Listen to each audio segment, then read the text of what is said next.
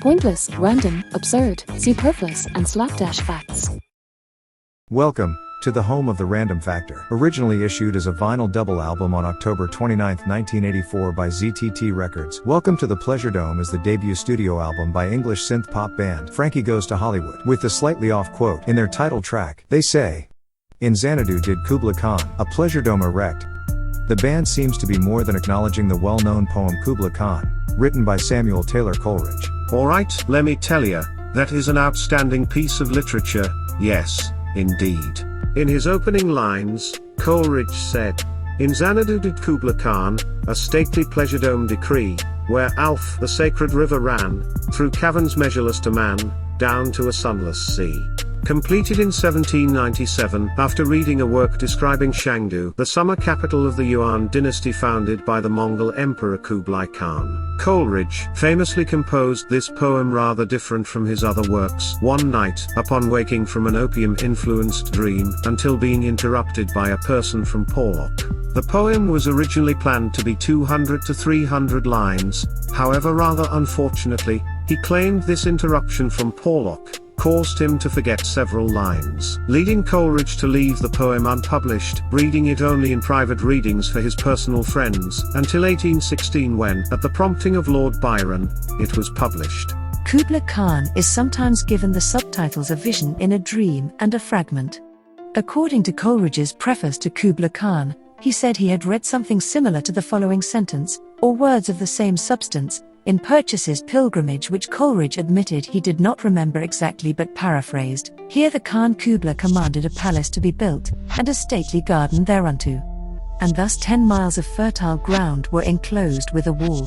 Fascinating. The book Coleridge was reading, before he fell asleep, was actually another book by the English clergyman and geographer Samuel Purchas, other than the one he actually referenced in the publication, the original book, published in 1613.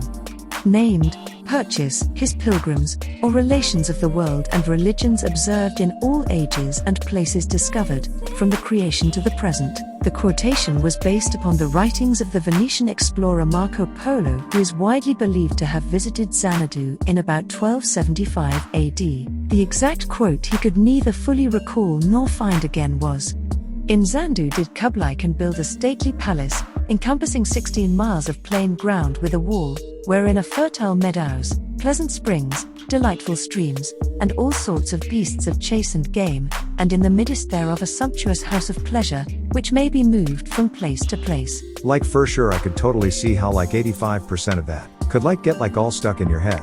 It was Omar Khayyam who wrote, "The moving finger writes, and, having writ, moves on, nor all thy piety nor wit shall lure it back to cancel half a line, nor all thy tears wash out a word of it."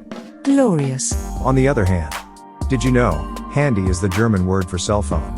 In 1997, a German-made, minimalist cell phone called the Xanadu Global Handy was the first phone that had no visible external antenna. Here's something truly hot, but Jolokia, which literally means Bhutan pepper in Assamese, is the native name of the ghost pepper. The name ghost is actually a mistranslation. It is a mix-up of the Assamese words but, at one time confused with the word pot, which translates to ghost. Have you heard the story of Prince Christopher? It sounds like someone I should know. Prince Christopher slapped the door after asserting how he hated this house, demonstrating his frustration from being unable to leave his apartment. Wearing only his diaper, the toddler packed a toy controller and half a gallon of milk into his backpack, grabbed his sippy cup and tried to make a break for it, all because I turned CocoMelon off so that I could make a phone call. His mother Tiana Clark wrote in a caption of her TikTok video of Prince Christopher's tantrum that garnished over 8 million views. His mother also commented, "He said he was going bye-bye, so I told him to pack his milk and diapers, and he really did it." I feel bad for the little guy.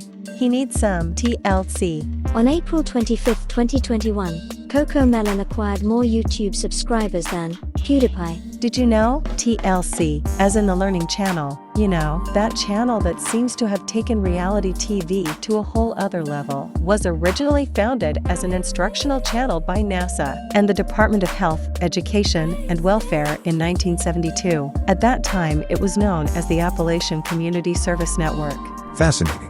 Did you know, it has been reported that due to medical conditions, the noteworthy U.S. scientist, George Washington Carver had such a high-pitched voice that it startled all who met him. On his grave, it was written, he could have added fortune to fame, but caring for neither, he found happiness and honor in being helpful to the world. A true gentleman. Indeed.